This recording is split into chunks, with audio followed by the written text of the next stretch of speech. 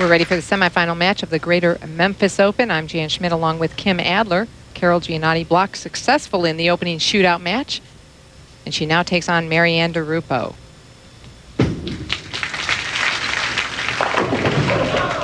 Good opening shot. Something we've been missing from the first shots coming out of that pack of 3 over the past few weeks is a good shot on her first ball, because Elaine seemed to transition there. That's in that next game.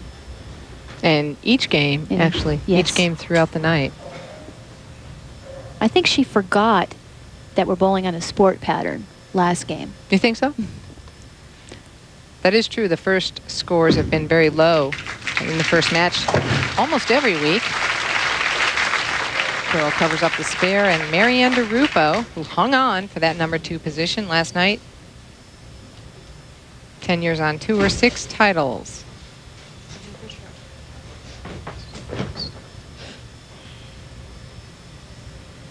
She's opted to play a lot further left than she has all week with a particle ball.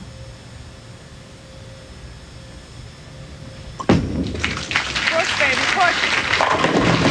Big opening shot and a strike. She threw a lot of strikes this week. In fact, she shot a 300.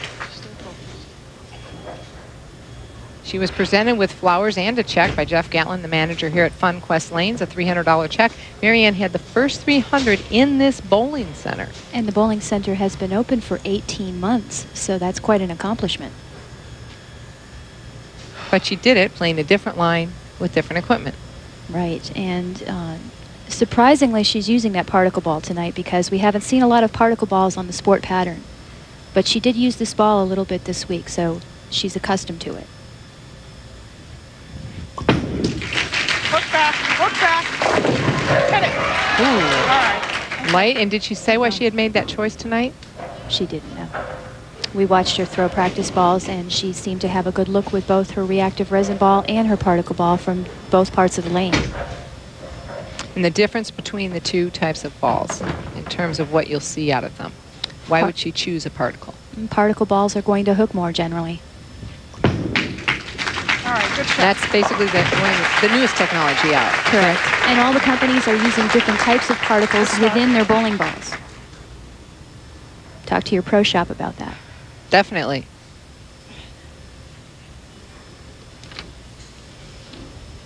And Carol-Gianotti hung on last night over Linda Barnes. It's her 4th event this year, and she came close to the show. Kim Adler, you almost snuck in there too, and Anne-Marie Dugan at my side. Nikki Giannoulias making her first cut in a while, and Jeanette Pazinski, her first top 24.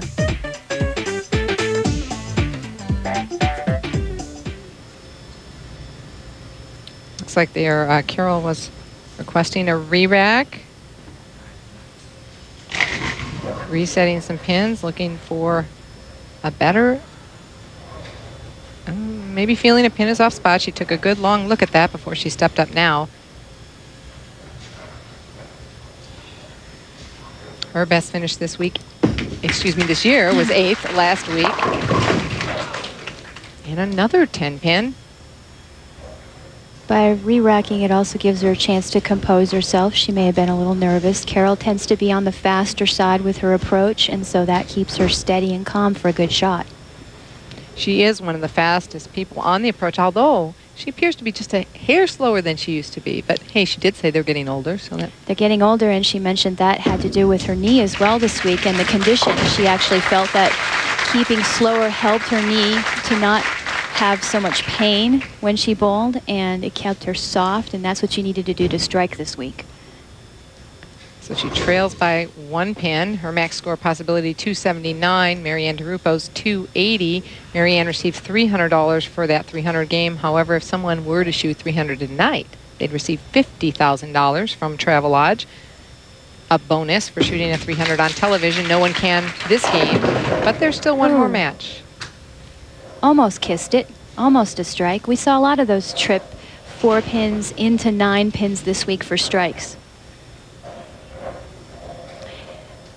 It's going to break a little bit to the left. Hold on, hold on. Oh, through the heart. Now we get extra life here.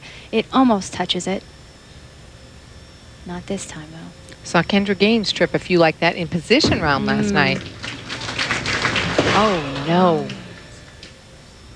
We saw Carol-Gianotti trip a couple of interesting strikes in position round to make the TV show. Another re-rack on lane 18 right now. And look at some of the other finishers. In 16th, Kelly Rapp. It's her second cut in 4 weeks. And Rachel Perez. She's bowled 3 events this year and made all 3 cuts. Pam Vickery here right from Memphis, a local favorite. And another Australian in our top 24, Maxine Naval.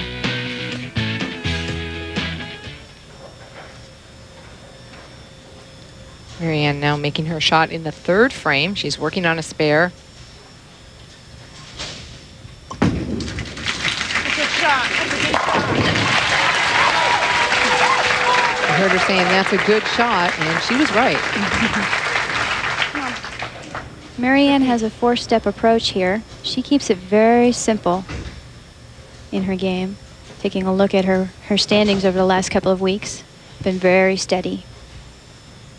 And as you mentioned, progressing. Talked about how she's progressed the last few weeks.